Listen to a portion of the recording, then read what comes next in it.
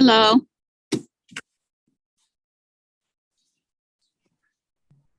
Hello. Miss Santiago.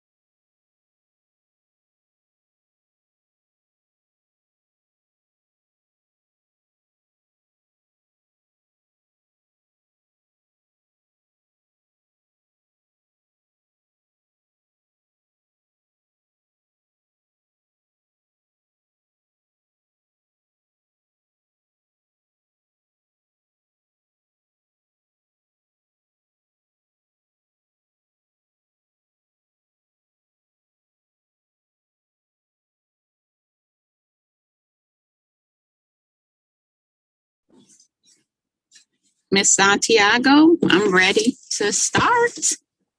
Awesome. Let me just make sure we have, we have enough board members in, but I know Yvette Bello is one of them. If anyone has their YouTube time, just make sure it's muted. At least that's me. I hear an echo. Okay. I will check with her real quick, but we can get started. And just so you know, we are switching the agenda. We're actually going to start with the high school design first and then go into the Commissioners Network. So whenever you're ready. Okay, I would like to call the Teaching and Learning Committee meeting for February 2022 to order. Welcome viewing audience, welcome board members that are also in the meeting. And we're gonna start off with, is it fair to say freshman pathways, was it? The high school redesign. Okay, and I'm turning it over to Dr. Negron. Dr. Negron. The floor is yours. Okay, thank you. Good afternoon, everybody.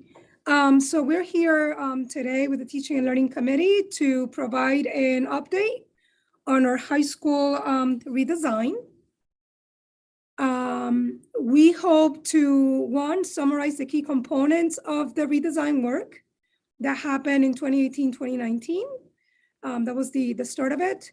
We're gonna identify the foci of the high school redesign phase 3, which is what we are coining the stage that we're in right now. And also we're gonna list current outcomes within the high school redesign work. I am joined by members of my team this afternoon. I have with me Dr. Falion Daniels, who is our Executive Director of Post-Secondary Success and Alternative Programming. I apologize, I'm a little under the weather. Also have Suzanne Palmieri,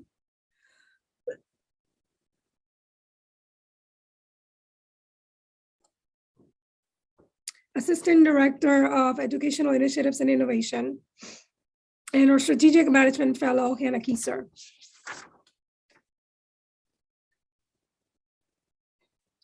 So as I mentioned, the work began in academic year 2018-2019 after a focused assessment of high school student experience and success showed major gaps in achievement and success.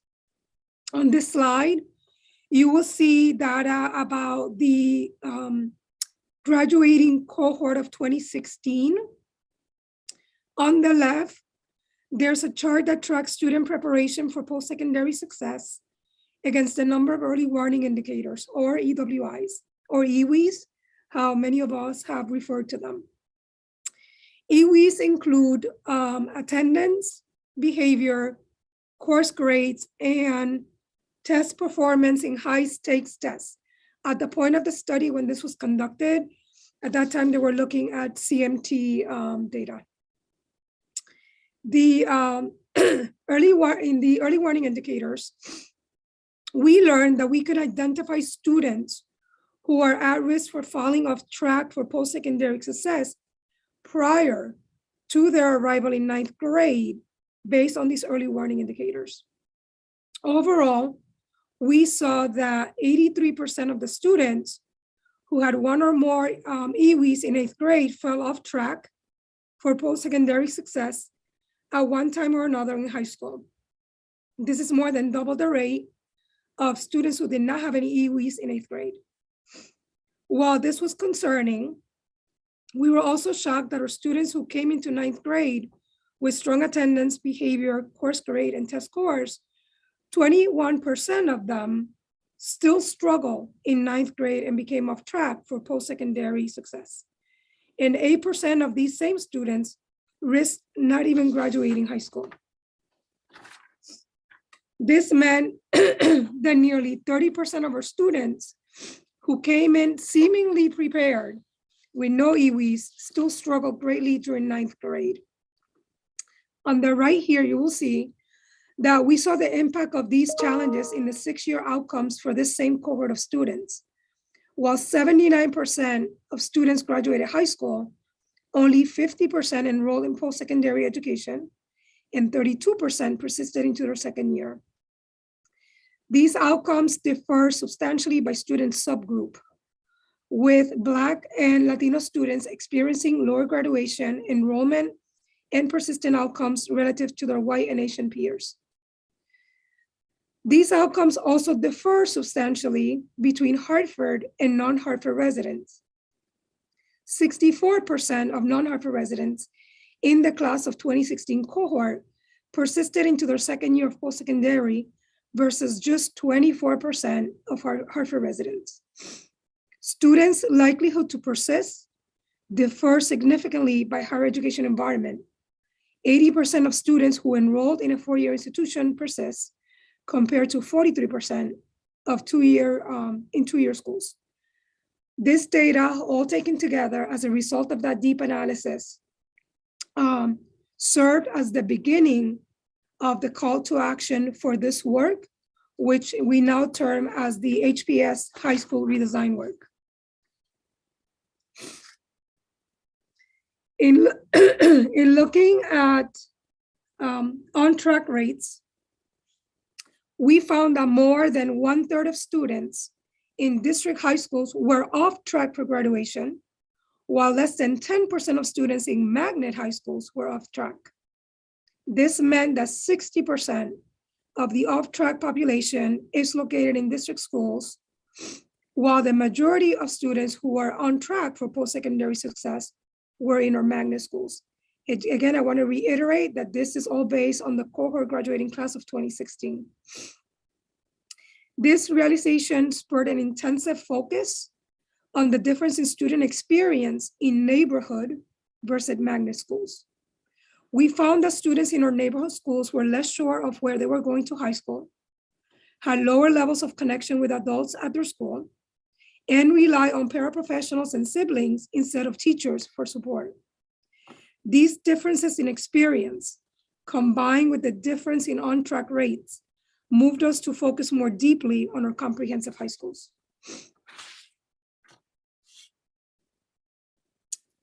We also heard directly from students, staff, and families.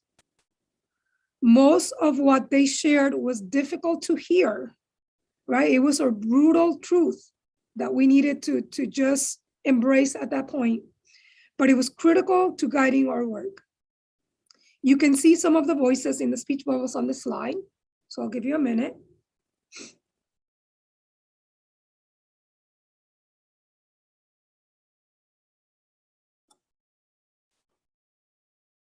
Their insights illuminated that our students and families had limited access to information related to post-secondary options and little opportunity to gain skills and experiences to prepare for post-secondary education. For example, over 80% of students took no advanced coursework.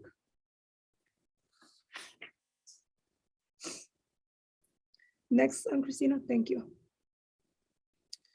So as a result of, again, everything that we realized, right, it was then time to develop our strategy in the Office of Academics. So the District Model of Excellence, or DME, prioritizes high quality teaching and learning. In our work to ensure high quality teaching and learning in every classroom across the district, we focus on 3 areas of strategic work. Developing a portrait of a graduate, which you see on the left, creating an instructional vision grounded in that portrait of a graduate, which you see here in the middle, and redefining the high school experience at our comprehensive high schools. Combined, this work is focused on providing high quality learning opportunities that support student development into well-rounded scholars prepared for post-secondary success.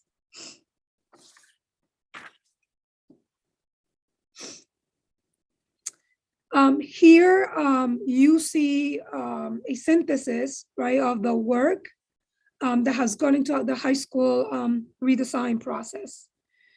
So the work has fallen into these 3 key phases as outlined on the slide. These phases help guide our work, but I have to make sure that I reiterate they're not meant to be completed in a perfectly linear way.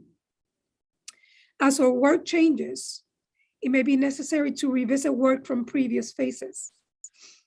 Each phase is underscored by a commitment to equity and ensuring that we're able to support the unique needs and interests of each student. So in phase 1, we focus on analyzing both qualitative and quantitative student data to identify the necessary changes. We also identify gaps in equity access across schools and student groups. We then began to create systems, structures, and processes to align the work and identify high impact programs to address the equity gap.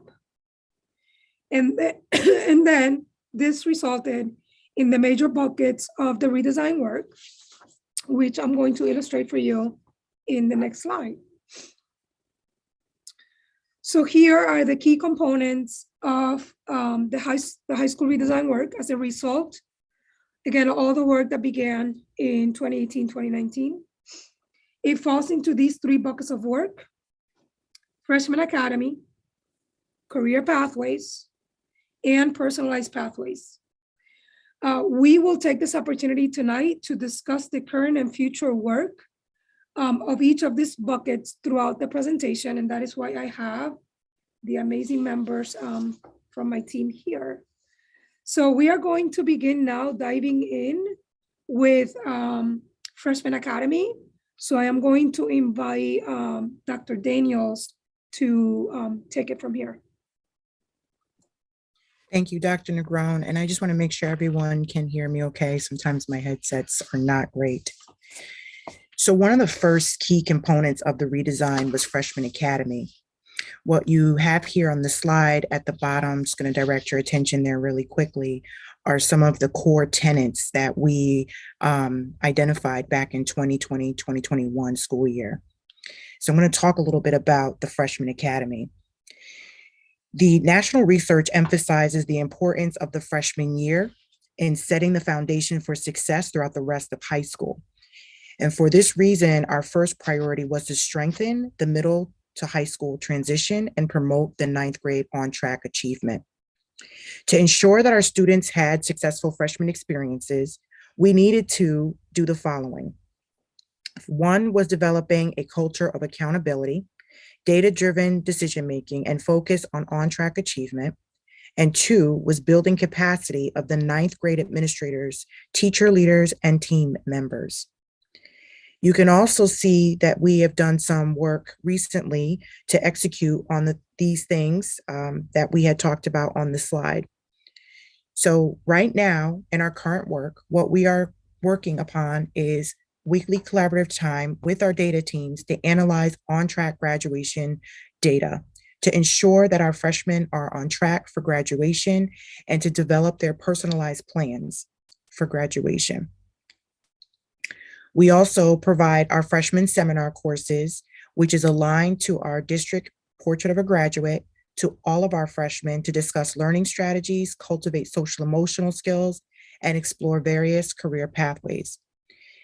In this course, freshman's seminar course, this is where we provide a curriculum for our students, lessons, increase contact time with our school counselors to ensure that they are developing the skills necessary to be successful.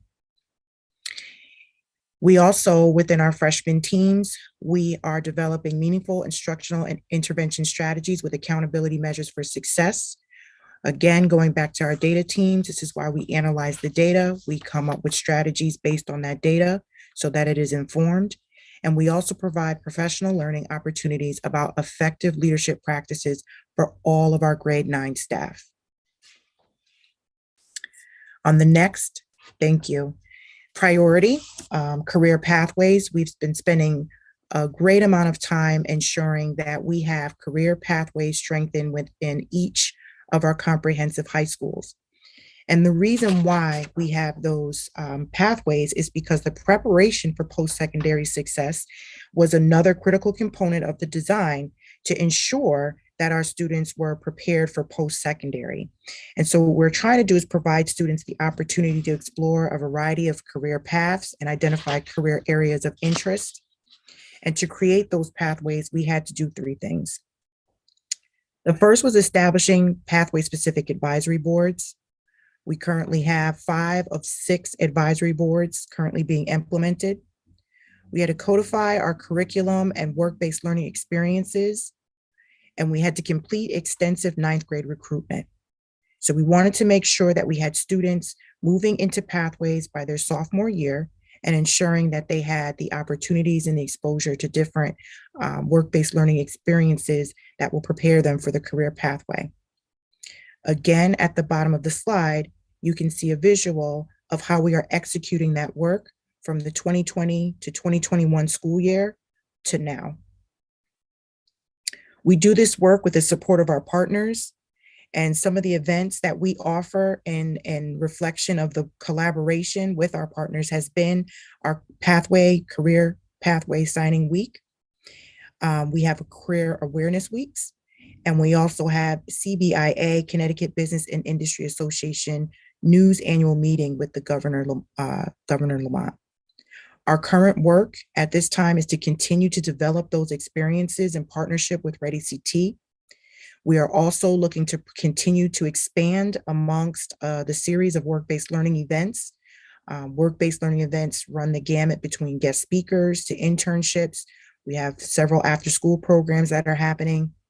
And we also want to make sure that we're overseeing, again, that outreach and recruitment efforts to ensure that students are enrolling in our pathways. On the next slide, I wanted to provide you with a visual of the career pathways by each of the comprehensive schools. So you can see there that our pathways are NAF certified. NAF certified is a national network of education and business community leaders who work together to partner with our high schools to ensure that there are specific outcomes to prepare our students for work-based and career post-secondary opportunities. So we have a total of 6 pathways at this current time, and 5 of them are supported with an industry advisory board. Our newest pathway is journalism and media, and we anticipate having our industry advisory board up and running for the fall of 2022. This slide also just gives you an overview of our certification with NAF and our distinguished status amongst already some of our pathways, which is a success to the hard work of our community members, our staff that are here at Hartford Public Schools, and the deep commitment to the career pathways to ensure that our students are ready for post-secondary. The third priority and the last priority is related to personalized pathways. I'm going to turn it over to Suzanne Palmieri to talk a little bit about the personalized pathways. Thank you so much, Dr. Daniels, and good afternoon, everyone. So the final key component for post-secondary success is providing high quality, personalized education pathways for students who are overage and undercredited. It is critical that these pathways provide project and place-based experiences that are both engaging and rigorous, and that these experiences are provided through an adaptive schedule that best meets the needs of our students. These offerings are distinct from the traditional offerings as we recognize the need to amplify our focus on trauma-informed practices and social emotional learning to address each student's unique needs. To create these pathways, we had to do two key things. First, we had to provide PL focused on trauma-informed practices and social emotional learning. We also had to expand career readiness partnerships and work-based learning experiences, internships, job shadowing, et cetera. Here, you can also see, as Dr. Daniels was mentioning, this is the visual of this work at the bottom of the slide. And you can see how we're executing the work. Our current work includes developing curriculum that's aligned with our Portrait of a Graduate and project-based learning principles, and providing relevant professional development opportunities for school staff. So that is the current work that's happening within our personalized pathways. And I will send it back over to you, Dr. Daniels. Thank you. This slide kind of couches the work that's happening. This is our continuum of tiered support and structure for alternative programming. And what you can see is that when students enter as a 9th and 10th grader, they have a tier 1 support in which they are engaged in freshman academy and they are engaged in the career pathways. Then there are the next tiers of support. And this is where you see personalized pathway within tier 3 happening at our comprehensive high schools, but also our alternative programs. And we provide 4 levels of tiered support. So this is a continuum of tiered support. And this was developed as part of phase 2 and phase 3 of this work to ensure that every student is on track for graduation and set up successfully for post-secondary.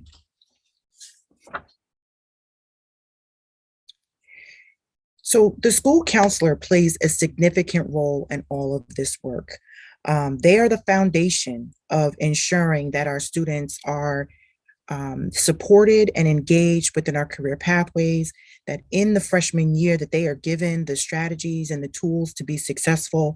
And so the role of a school counselor here is outlined for everyone to see the work that they do.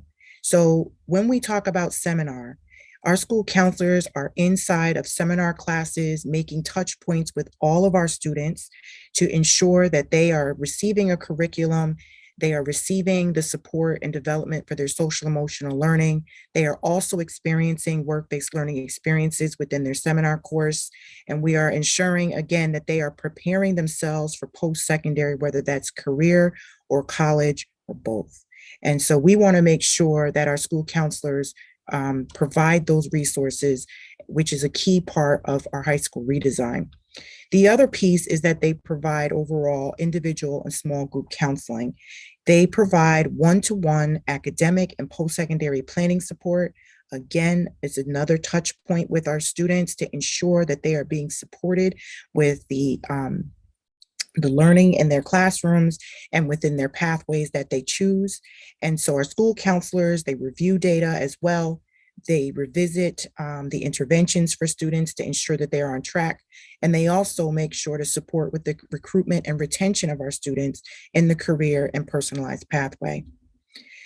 I wanted to highlight for you as well that our freshman school counselors are extremely important to the freshman academy. There is one freshman academy counselor. That person ensures that that is a tight-knit community for our freshmen and makes sure that the data is being revisited for students to be supported on the social emotional level and the academic level.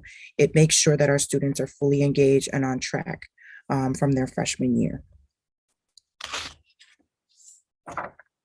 I'm going to turn this over now to Dr. Negron to talk a little bit about some of our successes so far this year.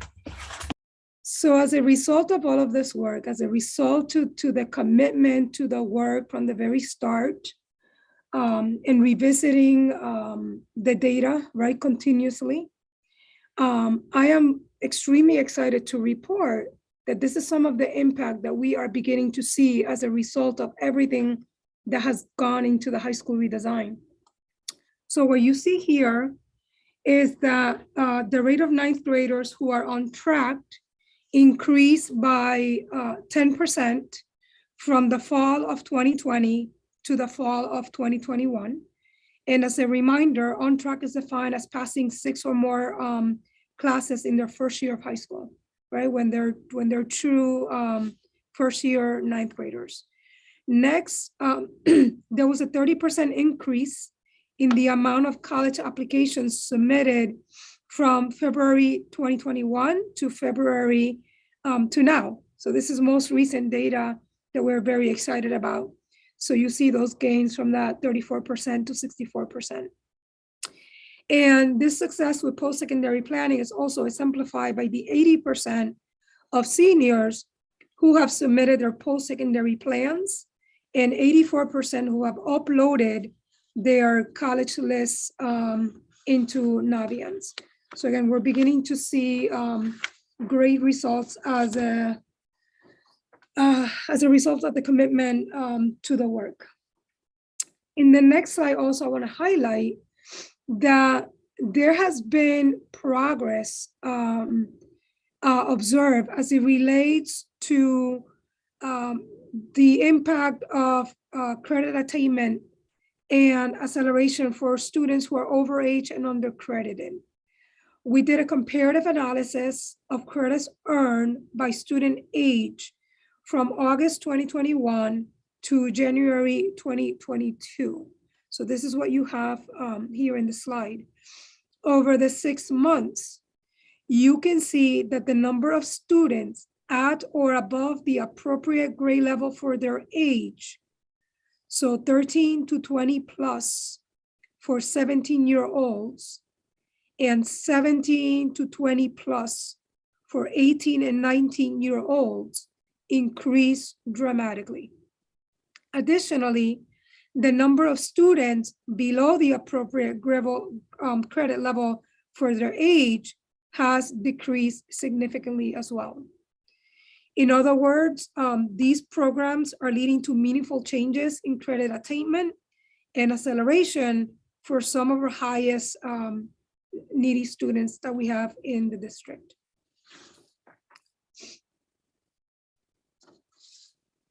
In terms of our next steps in the work of the high school redesign, right, we are very proud of those celebrations that I just shared with you, but we also know this work is not done and there's still a lot more that has to happen.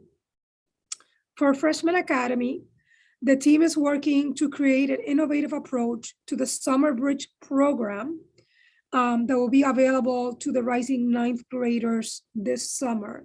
So that is what the team is planning right now.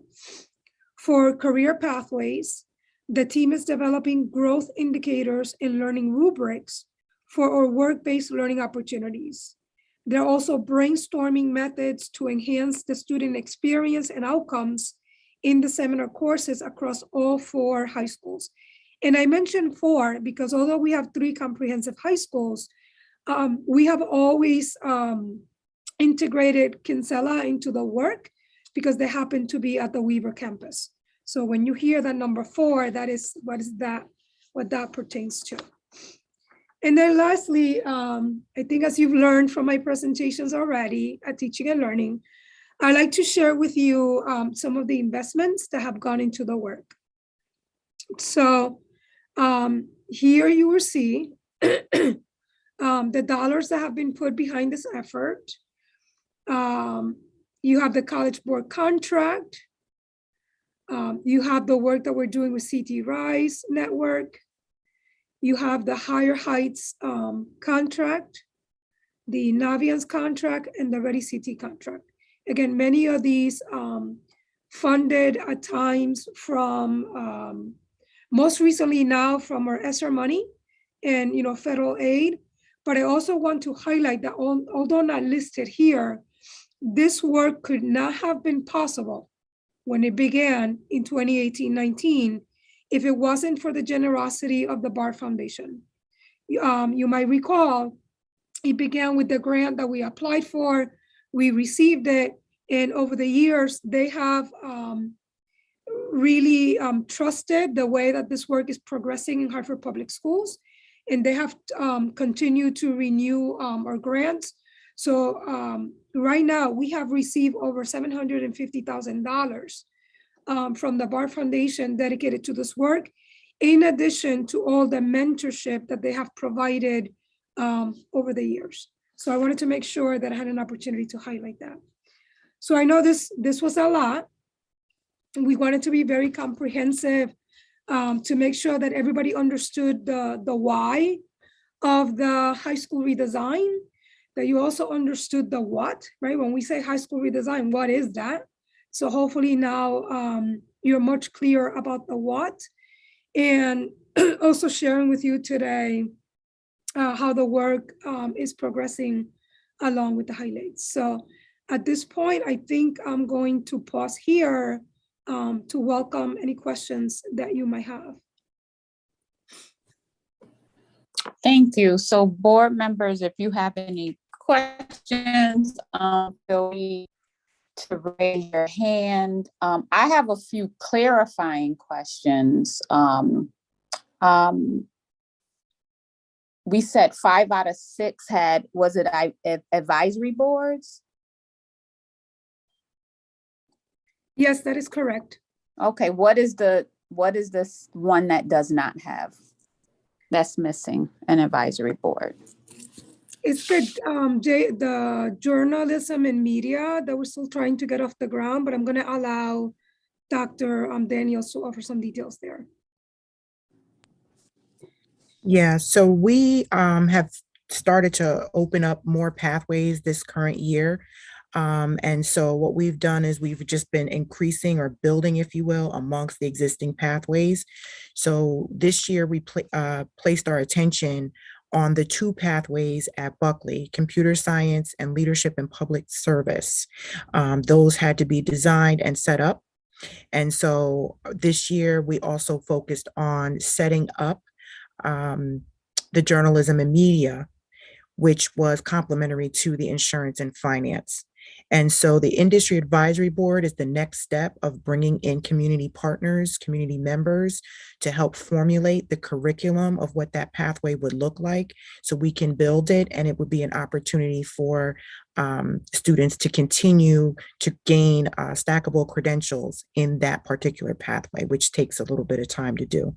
So we are continuing that work this year to open it up to our rising 10th graders, the following year, our 11th, and then the 12th grade.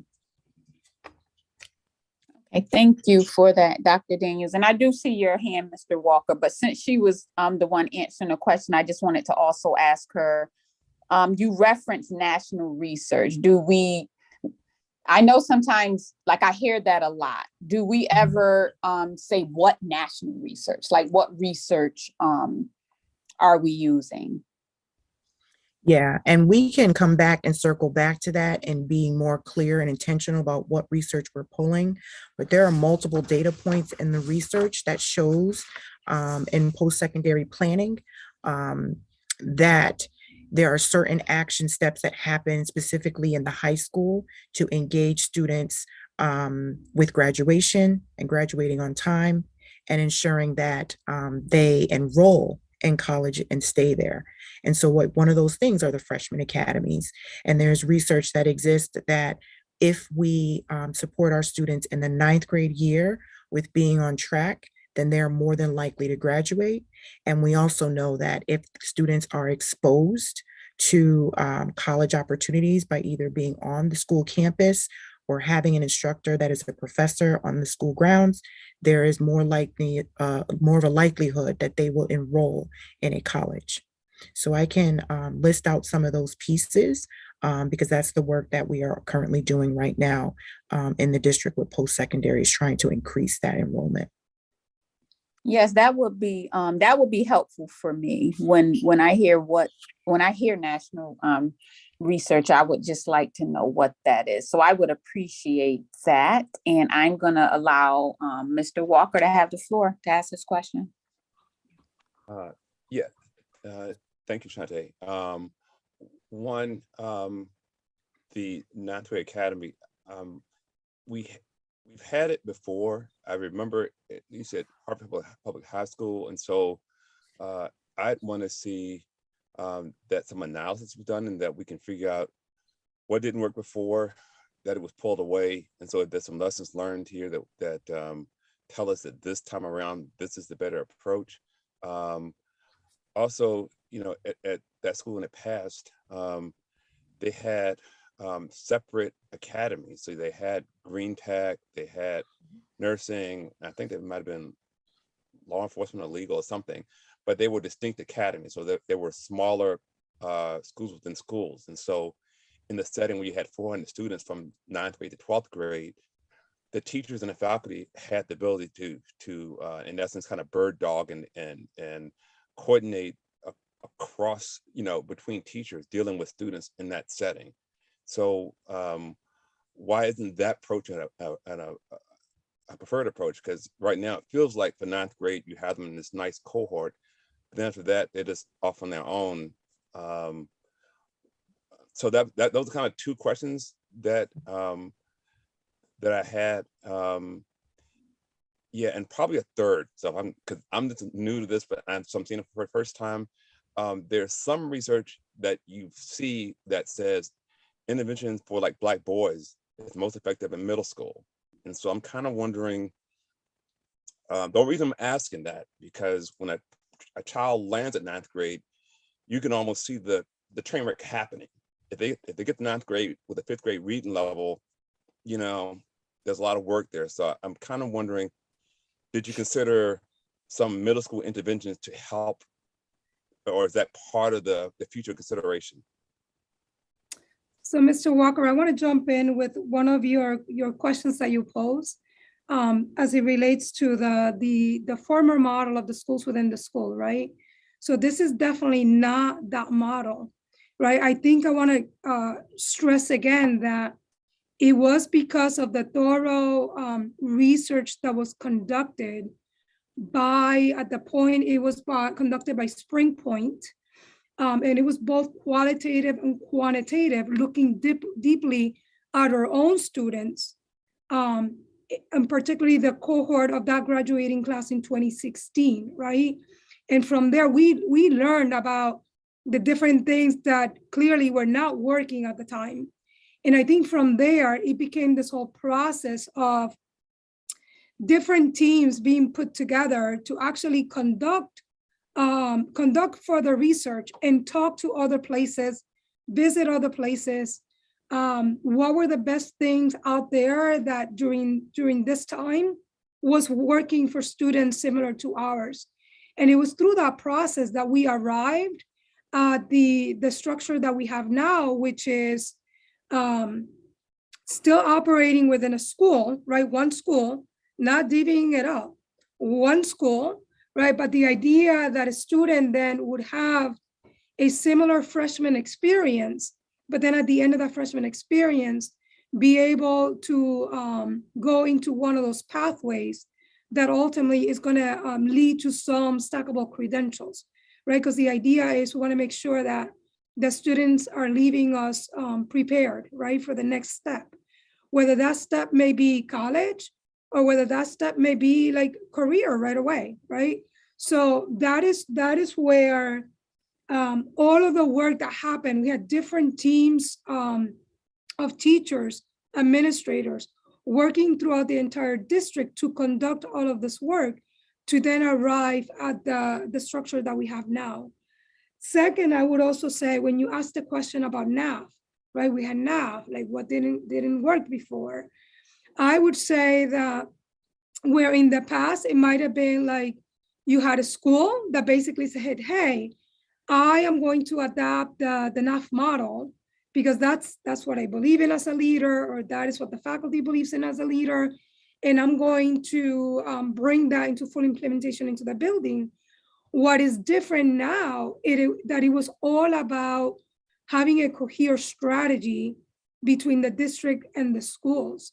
So it has been as a result of all the support that have been offered to our schools, that I think we have been able to get at the place that we are now, with some of our schools even receiving, being recognized and certified, right? Like Dr. Daniels had in slide 11 as a model and distinguished NAF school. So I would say that it's about, I would describe it as, because now there's alignment, right? And people are not operating solo, and that the district is all working on the same path to support this work as it relates to the high school redesign. If I can ask one quick follow-up, and thank you, Dr. Negron, for that feedback. The one thing that in the NAF certification is good, and accreditation. But you mentioned the freshman seminar. I liked that idea. Did the team consider the adopting that seminar approach for each grade, so somehow the cohort can at least be re-coordinated at least once each time through? So there's a lot going on as it pertains to freshman seminar.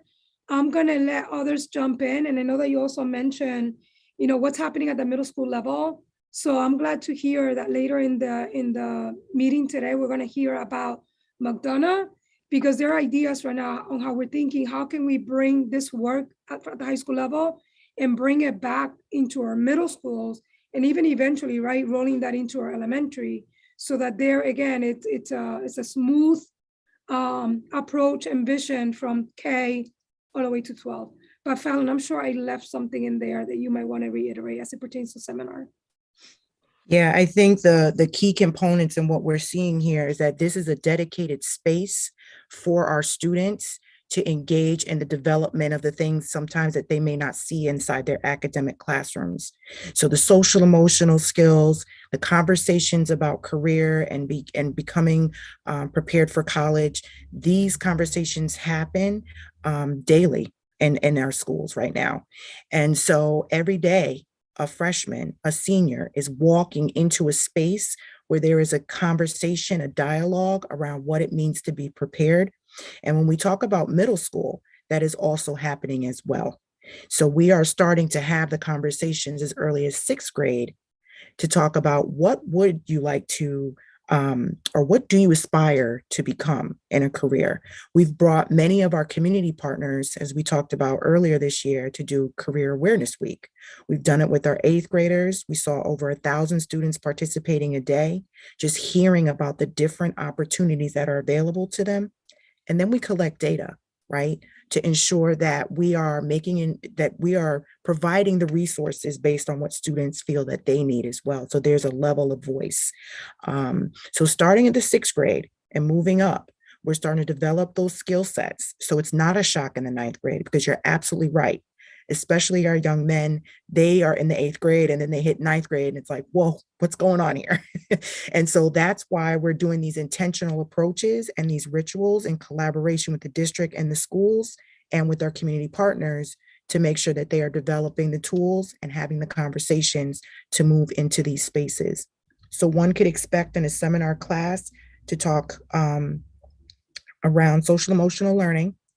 There are lessons in Naviance tied to that. Suzanne Palmieri brings forward the portrait of her graduate work.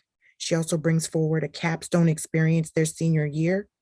And so we want to make sure that we have all these different touch points to really wrap around the student to develop someone who is like, hey, I can fit into this space, this environment, this college campus, or I can fit into this career and I have the skill sets for it.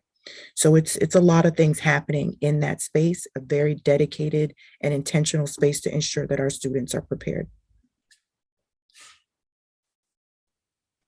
Thank you. Thank you. Does that answer your question, Mr. Walker? Yeah. yeah, that was good feedback. Okay, I don't see any more hands, so I'll ask, Miss Bello has a hand.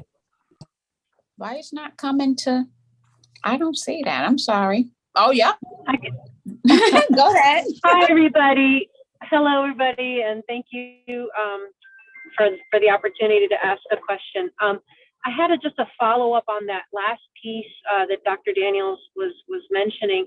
I'm wondering, if, just for the sake of the meeting, if we could just reiterate the supports for students who may not be responding to the dialogue that's trying to be created about career and being ready, just for the sake of the room and our new members. What happens, what's triggered if a student doesn't seem to be engaging with those types of conversations?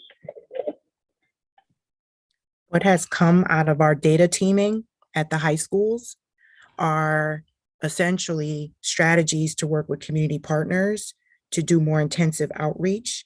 And so I'll give you an example. We've recently partnered with All In, who brought together several community partners to revisit our seniors who have yet to finalize their plan or may not have engaged. And so they're having a more, I guess they're going out to homes and they're doing more mentorships. They're talking more about planning. They're talking about how do we support with placement.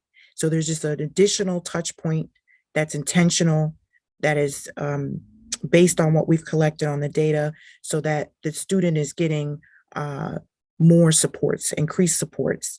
And so I meet with that group bi-weekly to measure and determine if students are making gains, and also revisiting the progress to determine if we need to try a different strategy.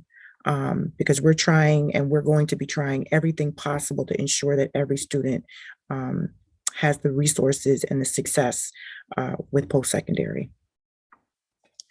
Thank you, Dr. Daniels. I really appreciated that. I just thought, for the benefit of the room, just to hear again, sort of, it's not just talking to the kids who are sort of tracking for success, but also, a deliberate and intentional and sustained touch for those that may need a little bit more help. So just a follow-up question, do we engage our advisory members in the industry with the students that may need more engagement? Absolutely. And when I say community partners, that's the advisory board members. And those are members here in our Hartford community that dedicate a tremendous amount of time to ensure that every Hartford Public Schools student is supported. Awesome. Thank you so much. Yeah, and I was just going to add, our industry advisory boards have been amazing also in providing scholarships, internships. They've done an amazing job, and they're all over the Hartford area. Yeah, thank you so much. I remember programs back in the day where internships into the Aetnas and the Cignas and the Hartford literally were launch pads for 20+ year careers for our students. And I think the more we do that, if we could do more of that, the better, Absolutely. Thank you, Ms. Oliver. Thank you. Thank you for the presentation. This doesn't have to be today, but what will be helpful for me is on slide 13, it's nicely mapped out the tiers in terms of what's at which high school, et cetera. Could you follow up with more information about the components that's going into the determination of where the young people are falling? Because I know that it's, I believe that, you talked about the EWEs early, but I know that it's a number of things. So again, that may not be a quick response. I don't know, but it's just that would be helpful. And Ms. Oliver, we do have a written document now where we do spell out, right, like criteria, procedures, and all of those pieces. So we can definitely send that over to you. Great, thank you.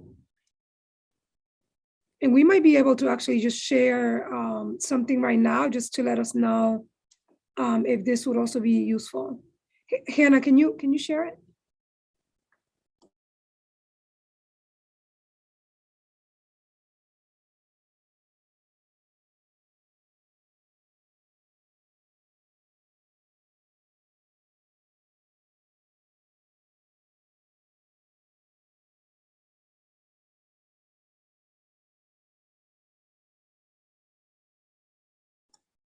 Ms. Oliver, as Hannah gets that ready, we're always trying to anticipate what you're going to ask us.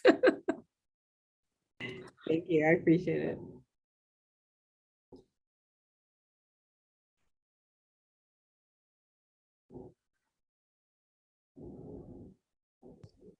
And just a reminder to all board members and new board members, the attachment that you just saw, the PowerPoint is an attachment in Board Docs, so you can review at your own leisure.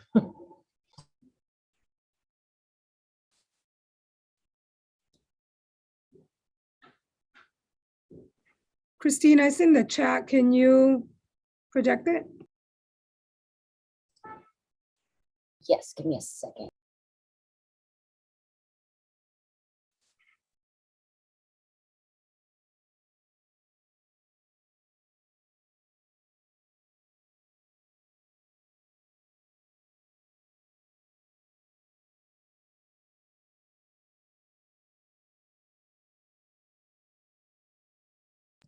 Is this it? Yes, and I'm going to let Dr. Daniels walk you through it. It's in the following pages. I think when I came in September, this was the most informative document and the smartest strategy I've seen, having been in a few districts. And there's just a lot of success coming out of this. What we're seeing here is a continuum of supports. What we're seeing is a baseline strategy, if you will, tier 1, where we're saying these are the experiences that all of our students will receive. And tier 2 is when they're not responding to that first tier of support, then this is what we will do as our next strategy, as an intentional strategy. So if a 9th grader, for example, comes into Buckley into the freshman academy, and let's say that that freshman does not earn the credits to be on track, they did not meet the expectation, then that student will be offered the following opportunities under tier 2. They have intervention courses for the following year. They may have what's called an SSC if it's offered at the school, the Student Success Center. And these are opportunities to bring the student back on track and back or re-engage into the school community. Evening school was another opportunity to earn credits, particularly after the pandemic, to say, let's bring you back in, let's try to get you back on track. Tier 3 is when we notice that the student is reaching a point where they're overaged and undercredited. And so tier 3 is your personalized pathway. They may have modified schedules, adaptive schedules. This is where they're experiencing project-based learning to accelerate their learning. This is where our Hope Academy lies. And when students that we currently have are overage and do not have enough credits, they're extremely behind. So that's what that chart is. You're 19 years old and you have 0 to 4 credits. When we know the graduation requirement is greater than 20, then we talk about these alternative spaces like Opportunity Academy. So there's criteria that I have every school counselor engage in, which is on the next slide.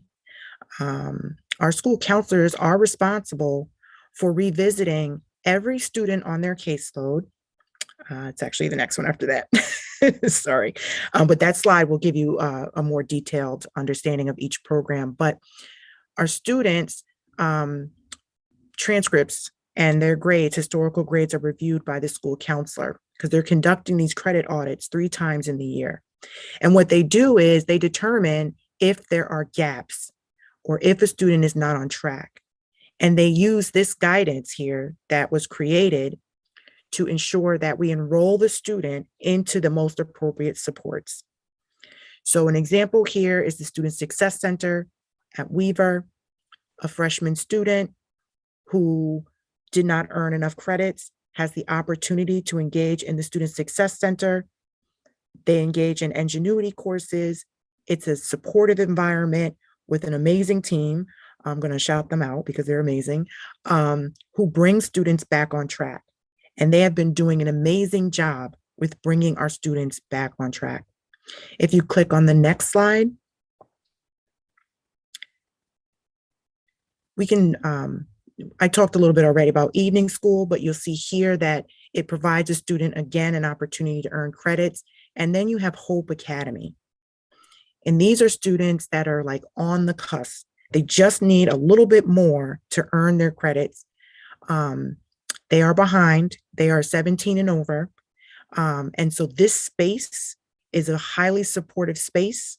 It is a space that focuses intentionally on social emotional skills and development, trauma-informed support, restorative practices. It brings it all into one space with a small group of students to engage them with project-based learning so that they can retrieve their credits. So it's a different type of learning environment for the student to be successful. The process and the enrollment steps, as you see here, they are detailed in this way so that we are, again, strategically going through the criteria carefully and ensuring that we are properly placing our students within the programs that exist. So on the next slide, you'll see Opportunity Academy, which is where our students are really, really falling off track and we want to re-engage them in school. We don't want them to be dropouts. So we then take it to the next level, which is a tier 4. And we say, Opportunity Academy, we need your support.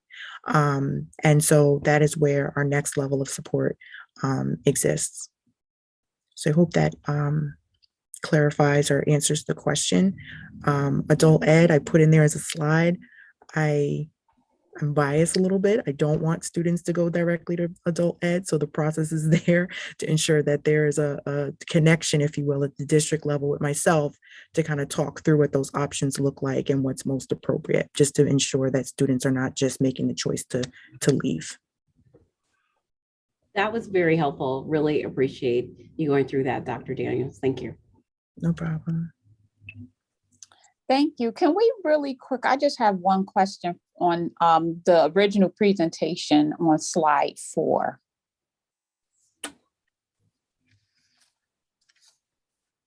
Our why is what is the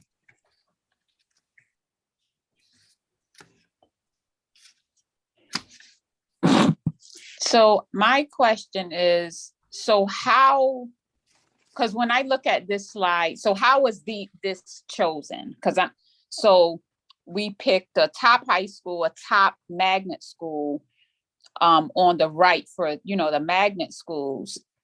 But on the left, we just have neighborhood schools. So how is this data collected, or how do we come to this conclusion? So Ms. Brody, this was the data, again, that was collected by Spring Point in the research that they conducted, again, looking at the quantitative data as it related to the class of 2016. So at that point, they looked at every single student that was part of that cohort, and they also look at all of the high schools that we had up and running at that given time in the district. So that's where this data came from. Okay, could we ground the data with like the students, the staff? You know how like when you give the amount of people who participated, who they were? I don't know if you have that information. Sure, I'll dig through the files to see if we can find the original Spring Point report, and we can share that. Okay, so is this saying that if you're saying what students rely on, are you referring, like, did the students say, this is who I rely on? There were, as part of that research, there were also focus groups that were conducted and interviewed with students. And a lot of it also stemmed from the actual things that the kids were saying. That's why I mentioned that part of that research also included the qualitative data. So the quantitative data looked at the cohort of class 2016, but when they came in and actually did the study, the research, those were the kids that were with us at that point. And I remember being brand new to the district. This was the summer that I was just entering Hartford High and reading that report. And literally, I wanted to cry just to hear the voices of students saying how they were not receiving the support. There was nobody guiding them towards the work. I even recall a quote where students said, hey, if you're lucky enough to get on the list to go to a college visit, then you know you have it made, but there are no mechanisms to make those things accessible to all students. So, but again, I will go back and see if we can locate the original Spring Point report to share with you. I would appreciate that, because this presents to me as if in neighborhood schools, students are not relying on teachers, but I just, when I see data, I just want to know the basis of the data, because sometimes we can use data to depending on who's presenting, to present it in a certain way. It's not that it's untrue, but it's like, okay, no students are relying on teachers, but in magnet schools, they're relying on teachers. Or our neighborhood schools, they just don't have the technology when we know that some investments were made there. So I just have to understand this better for myself. So who was more into this survey, I would greatly appreciate it. Sure, we will send that your way. Thank you. So I do see Chief Avila has her hand raised. So, Ms. Brody, I just wanted to add, during that time, they took a number of neighborhood schools with 8th graders in there. So as well as compared it to schools of magnet schools of 8th graders. And they spoke to parents, they spoke to staff, they spoke to students. And I know that Dr. Negron is going to get you the actual data, but just wanted to clarify a little bit more. And that was the comparison of the feedback that they had received from the stakeholders. So Springport did comprehensive feedback groups and in multiple schools, not throughout the whole district, but took a core number of schools to get that feedback. And those were just some data points from that feedback. Thank you. Because the only thing that's just I'm stuck on is students relied on. So if it said this percentage of students rely on paraprofessionals in the neighborhood school versus the magnet schools, but it's not saying that. It's just saying students in neighborhood schools rely on this. Students in magnet schools have this to rely on. But if it said maybe 50% of the students surveyed in neighborhood schools rely on paraprofessionals versus 18% in magnet schools, but it's not apples to apples. So that's what I'm struggling with, that particular question, or that particular data point that's represented here. But I don't want to hold up the meeting because we have another agenda item. So are we all set on this agenda item? Going once, twice. Thank you very much for the presentation. Thank you, Dr. Daniels and Dr. Negron. So we are going to go to the Commissioners Network application, and this is for McDonough School. And I believe Chief Avila, you're leading us into this item. I am, but I am partnered with Principal Rice and Dr. Negron. Both can join in and chime in. I do want to start out by saying that we intended initially to bring this to teaching and learning. The month of January was the intentional time to bring it to the committee.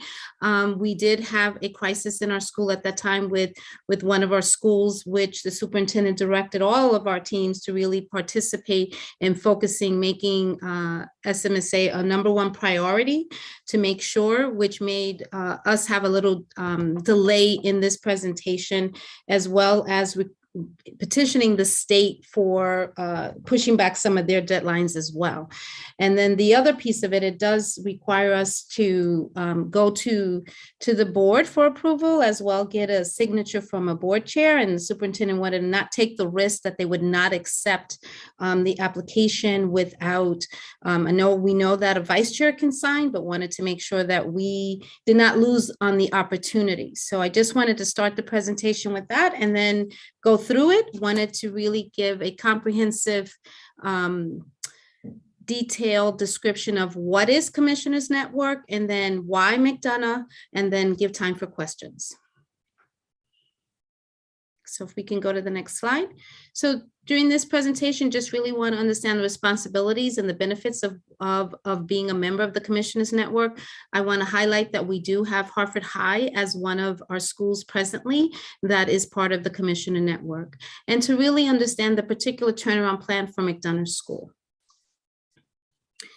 And before we get into the Commissioners Network and I go through those pieces, I just want to highlight, we just had a presentation from Dr. Negron, who really spoke about the pathways and the comprehensive work that has been done for the redesign, and thinking about conceptualizing, and I think it was Mr. Walker who brought up middle school, right? And so the idea behind why McDonough is to really have a pathway. McDonough is a feeder school to Hartford High, and to really strengthen the pathway to Hartford High, ultimately trying to get to even the elementary. So you have a true feeder pathway and a strong pathway where children are excited about the pathway that they would join in when they get to high school, like and really strengthening what happens at the middle school. So the purpose of a Commissioners Network is really to show dramatic improvement in student achievement for our students in all low performing schools. It really provides additional resources and certain authorities to empower teachers and school leaders to really think out of the box with research-based research-based strategies. At times, there's even an opportunity to actually have different staff members and a new principal and reconstitute. We are not suggesting reconstitution for McDonough School. So I know that might be a question. So I just wanted to make sure I share that in the beginning. It does remain part of the local district, and the State Department of Education really strongly participates in visiting the school and the exchange of ideas. They would become part of a network with other Commissioner Network schools as well to share high leverage strategies.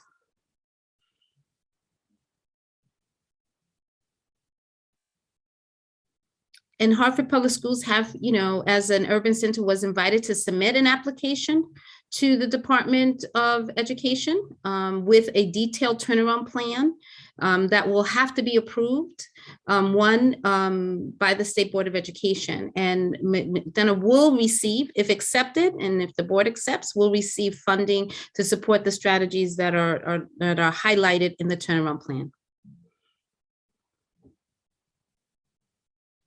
All of this aligns to supporting our DME and really our 4 priorities.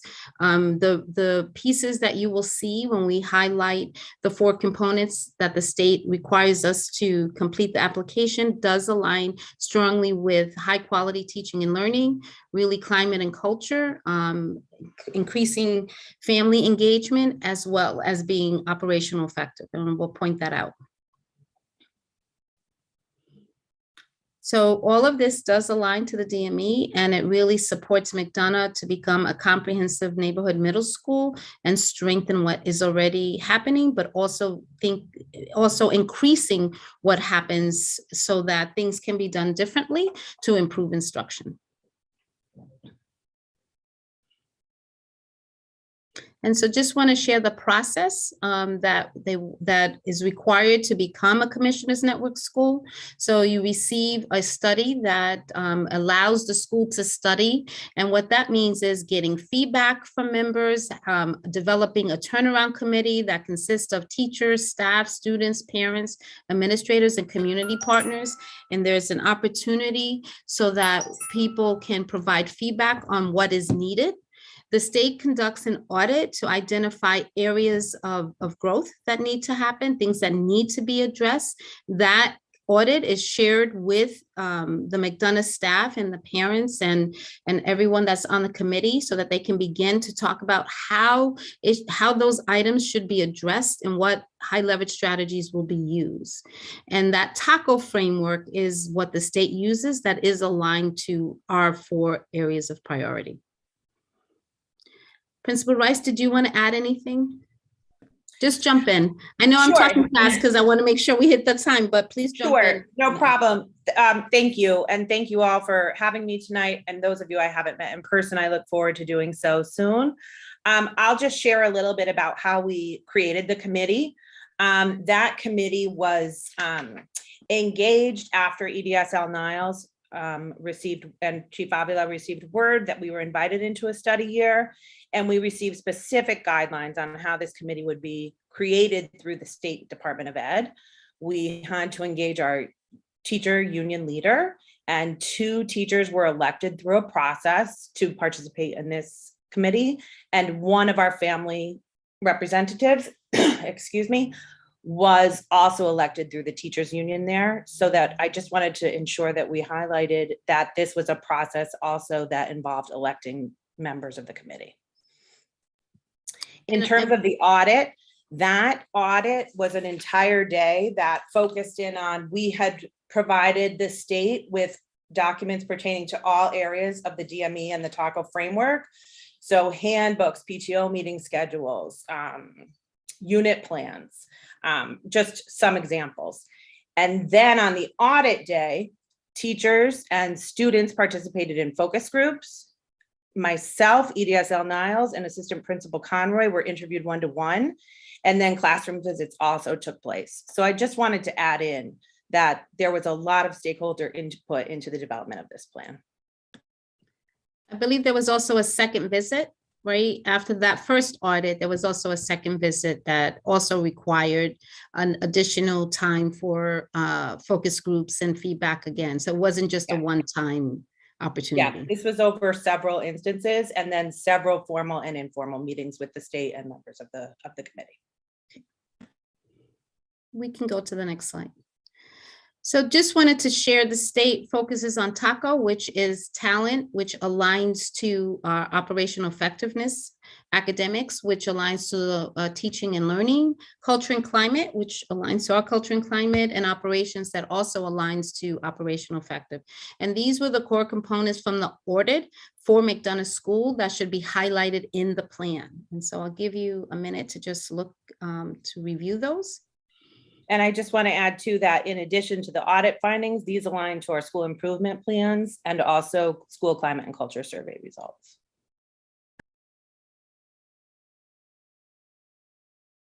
Okay, go to the next slide.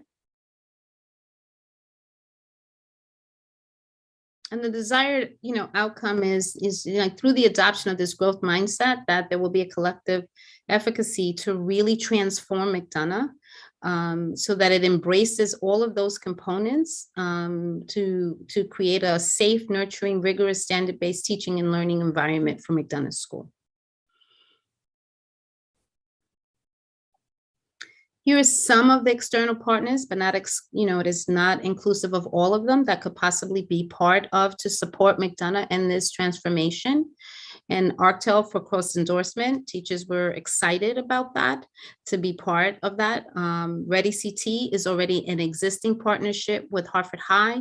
And so that would support, a continuing support of the pathway piece. restorative practices to really deepen the work that has already begun with restorative practices there, a focus on social emotional development through restorative practices, and then thinking about a mentoring program that would support. I just wanted to highlight a piece of the application talks about how students from Harford High would mentor students at McDonough, right? So we want to have a through line that will really support the school having a clear pathway. And Revision Learning is a partner already at Harford High that is supporting instruction and the classroom visits that are happening for standard-based instruction to ensure that the instruction is rigorous.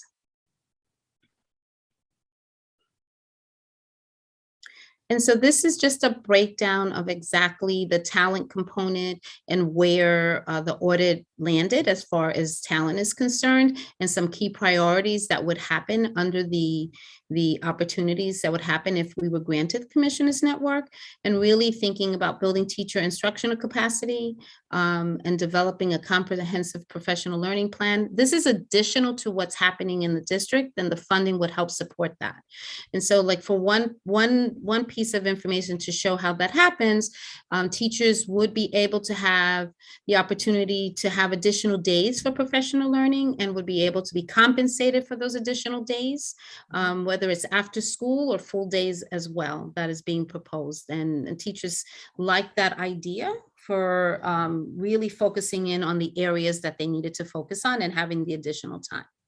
Yes, and that would be part of our build out of our new teacher academy, so that we can really differentiate for newer teachers and then build this in as a retention strategy for a leadership pipeline for our more veteran staff.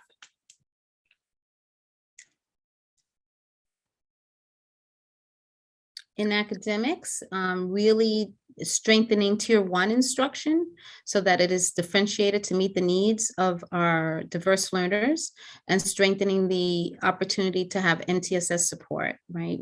Those are the two areas, and using DataWise that we have already, but to really implement continuous cycles of improvement. And you can see the areas and where the audit landed in this particular component. And one such strategy is to develop a learning plan template in order to ensure that planning actually is realized and enacted throughout the classroom and throughout the lessons, to focus in on intentional differentiation moves and also checks for understanding. But one of my favorite ideas that came from this application was really creating systems and structures to showcase and implement high quality teaching and learning throughout a lab school model. And that's with teachers sharing practices within McDonough School. And so I thought that was exciting that they would be able to do that.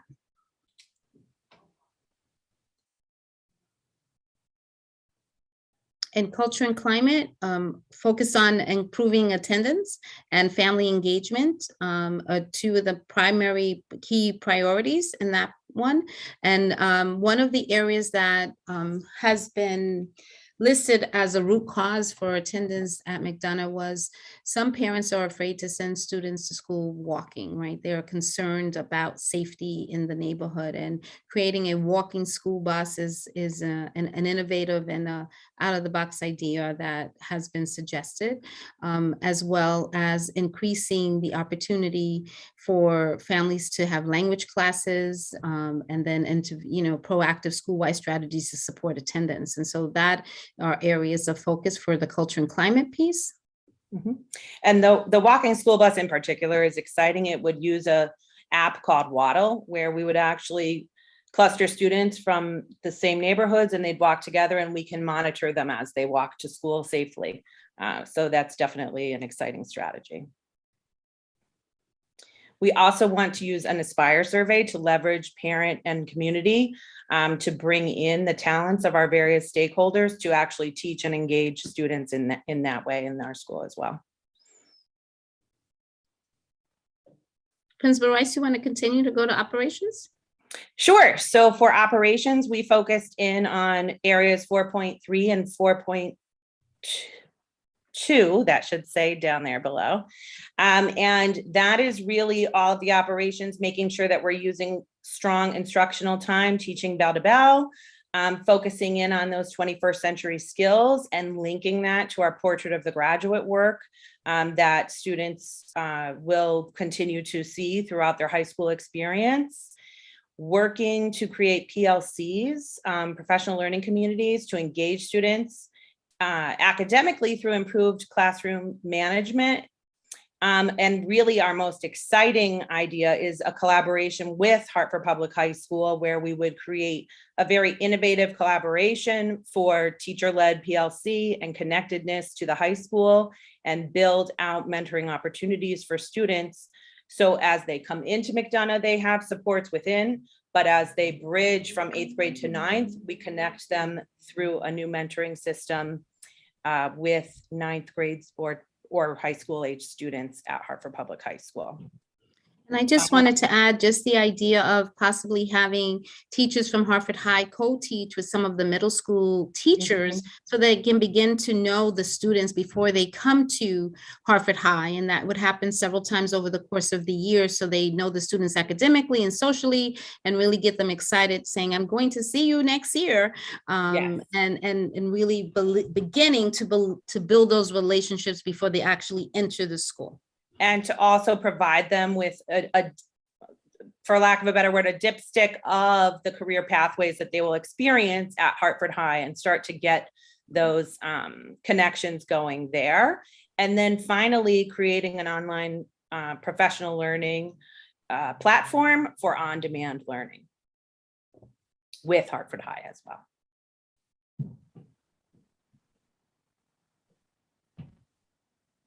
Okay. So if there are any questions?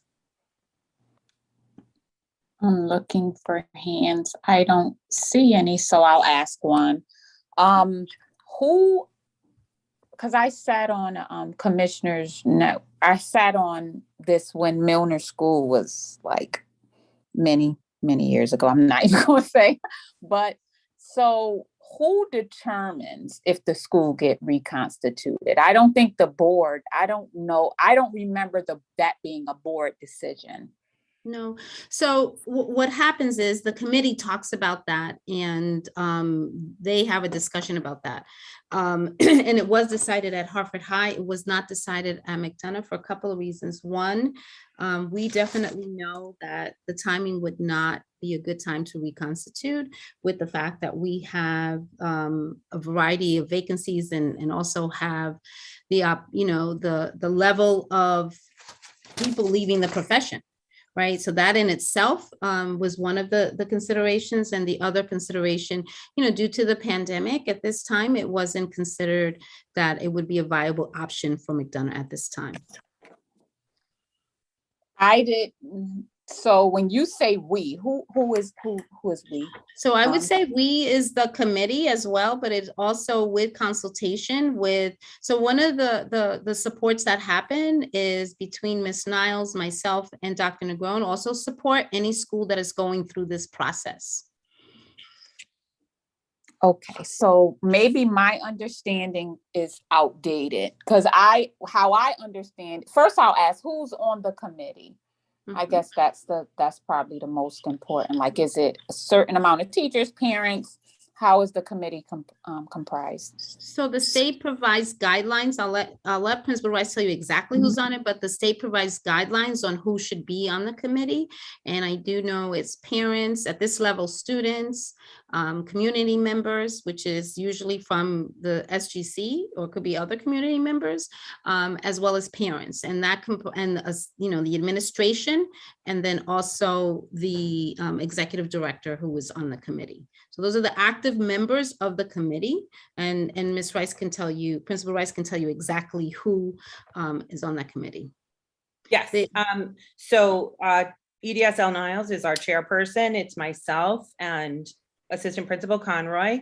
Our lead community partner is Catholic Charities. So we have the wonderful Patrick Williams. Our union rep is on the committee, and then she appointed through a vote system 2 staff members, Amanda and Kaylin. And then our FCSSP We have another, and then we have two parents. One parent is union appointed by the HFT, and the other parent joined via interest in the fall through surveys when we asked. Yeah, can board members get a, because I don't have anything. So could we get something on how the state says that committee is supposed to be comprised? Because I know in previous years, there's like a voting that happens in regards to if the school gets reconstituted or not. Like that's a very big thing. And only 2 parents on it. So I just would like to see the how the state says this committee is supposed, like what is the makeup supposed to be? Sure. The other piece is that, the state has advised in places where they had large committees, it was not successful. So they wanted to make sure that it was a manageable size of a committee as well. I know they've had other experiences where the committees were very large and it was difficult to come to consensus and decisions. But yes, we can definitely get that to you, Ms. Brody. Yeah, because the size does not concern me. The amount of parents concerns me, because parents could be in agreement that, oh, I think we need to do this, but they're totally outnumbered. So if I could get that, it would be greatly appreciated. Yes.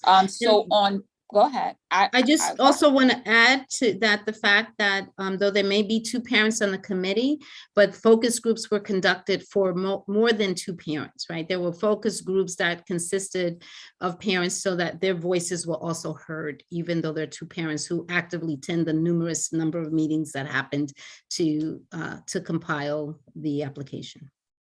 Yeah, but as I recall, I respect the voice of all parents, but it was something about those parents that sat in the committee that was saying, I sit in this seat to make decisions on behalf of parents. So that was the weight that they carried in it. So I understand the focus groups, but I'm talking about at the actual table having the voice, making the decision as the parent representatives. But I don't want to hold my question up. If it's in order how I see it on my screen, Ms. Oliver and then Mr. Walker.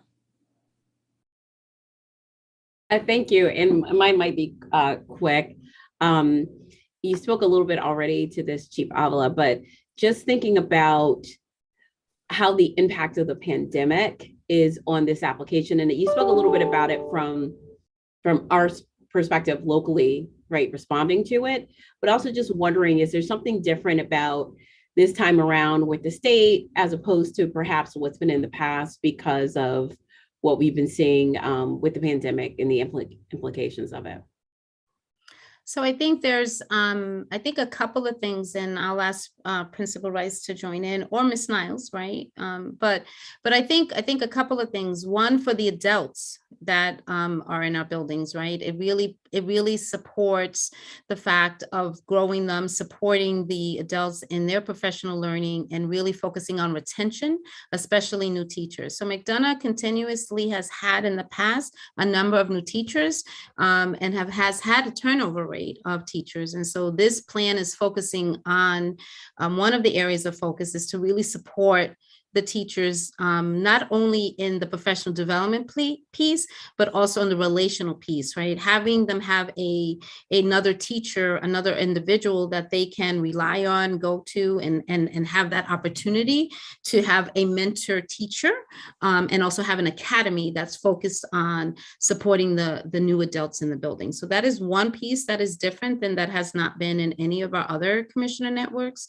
I think is also addressing for students, is also addressing a root cause that has been identified, right? We have one of the root causes. I'm sure it identifies multiple of them, but I wanted to highlight the whole piece around, how do students get to school, and that there has been concerns, not just about the neighborhood, but the length of how much they have to walk. When the transition happens from elementary school to middle school, they have to walk longer distances to get to school. And so that is another root cause that has been identified. And I don't know that we've done that as intentional in the past around attendance than we have in this particular application. And I open it up to Principal Rice or Ms. Niles if you want to add anything. Those were just two things that I wanted to highlight, but. I think Yes, too, good would- evening. oh, Go sorry, go ahead. It also, Oh. sorry, I think I'm. Principal on- Rice, go ahead. Okay, I'll go. Go ahead. Sorry, EDSL Niles. I think also this, really, the plan is very intentional in building out engagement with families and really getting families back into our building. We want our school to be a mirror of our community, and we want our parents in our school as much as possible. And very point well taken, Ms. Brody, because that's the most important, one of the most important relationships we have. So this definitely builds that out in using what's called the Aspire survey to really leverage various strengths and talents of our community and our families to really get our parents in our building on a day-to-day basis and in a meaningful way with our students.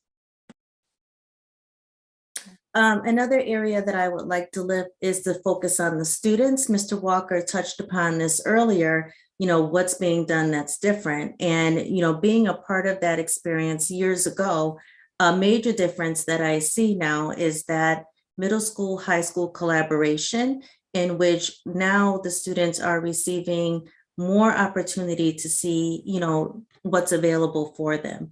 And so now that they'll have an opportunity to shadow and visit the high schools and meet the teachers, they'll have more of an opportunity for choice, which is more equitable. So I think that's a difference from before, is that now the students have an opportunity not only to engage more at the high school level, but the teachers also have an opportunity to engage more, lesson planning, high expectations, opportunities. And I think that's one of the major differences that I also see through this commissioner network. And the last thing I'll say is being intentional about the pathway. Like there are components of things that work successfully in Harford High that will be implemented in McDonough so that we can continue to build on the strengths that we've already established and good practices that are working. And so I don't think that we've seen that before as well. Thank you, Mr. Walker. We're I- kind of like out of time, but get your Yeah. question in, please. Yeah, we're out of time, and so I'll probably withhold the question, although it seemed like it was touched on a little bit. The only No. Please ask your all right. question. Here's it. I think I kind of saw a through line as I looked at the audit results between the student attendance behavior and then the desire for instructional efficiency and outcome, and then kind of going back to teacher classroom management. And so I didn't see a lot about parent engagement. Principal Rice talked about it. I was just going to ask if the committee or team would come up with some type of dashboard to really track how those things are going, because to me, it seems like there's a lot of interconnectedness between those factors. And so it'd be great to see the committee be nimble in making, modifications and changes, and because the needle of behavior and attendance directly, to me, impacts management, efficiency, and outcome. And so it'd be great to see you guys come with a tool that we can kind of see it and track it and see how the committee is responding to it. The ideas I've heard sounded good, and so it'd be great to see how that impacts. Absolutely. Thank you for that feedback. Thank you for that, Mr. Walker. Is there a way that we can get, like, for our schools that have been in the commissioners network, to see, like, are we doing a good job being in the network and using those funds just like across, because we've had a few schools over the years like how are we doing in having these schools in these networks, getting extra resources, what is improving, what did we learn, what could we do, but like those type of things will be helpful to us, because I know of some schools that have been in a commissioners network and they're still struggling, but maybe they're not struggling as much as they was before being in the commissioners network. So that historical data I know would be helpful to me. I am not sure about other board members, but it's great to, you know, have the opportunity to bring extra resources to our students. Absolutely. But how are we doing with that? That's what I would definitely like to see. But thank you everyone for this presentation. Very helpful. Ms. Brody, I think there's one more question. It looked like Francois Okay. had something. Yeah, if everyone does not mind staying on. Francois Dressel-Ledger. Thank you. Good evening. I just have two quick questions, and I apologize for asking my questions so late. But the first question I have is, how do you determine what schools, what high schools the middle schoolers are going to visit? Do you consider, and it's a two-part question, do you consider what the interests of the middle schoolers are, or the zone? That's one question, or one two-part question. The other question I have is, are you guys open to having board members attend committee meetings, non-voting or joining the committee? So those are my two questions. So for the first question, when we had the DME and we redesigned and restructured schools, we have 4 different dedicated 6 through 8 middle schools. And each of those middle schools feed directly into one of the comprehensive high schools. And so McDonough feeds right into Hartford High, and that is their that is their high school that they go. So they will visit Hartford High, and the other middle schools will visit their particular their high school, their feeder school. And I hope that answers your first question. And as for question 2, no, Chairman Rigor is going to be assigning board members to committees. However, that does not stop you. You will see pretty soon a document that has all the committee agenda items for the entire year for all of the committees. And if a topic interests you, you are more than welcome to join any committee. Thank you. And Principal Rice, you had something? It's not really a question, but it is a plug. I want to invite you all to check out our McDonough student-led podcast. Our students are very proud of it. They've released 8 episodes now, and I really hope that you'll take the time to listen. We have a wonderful team at our school, and we're very proud of our podcast, which is made possible by Catholic Charities. So I just had to at least mention it to you all. Awesome. Absolutely. I will be checking that out. I think we were once at Burn School, and we saw that they made a studio of some kind. So yes, so I'm definitely going to be checking out the podcast. Thank you for that. And if we don't get it quick enough, Ms. Santiago, can you be sure to? Yeah, I was just going to ask Principal Rice if you send me the link or whatever it is, and I'll make sure board members receive. I would be happy to. Thank you so much. Yes, that is like the highlight of why we do what we do. So I'm excited about that.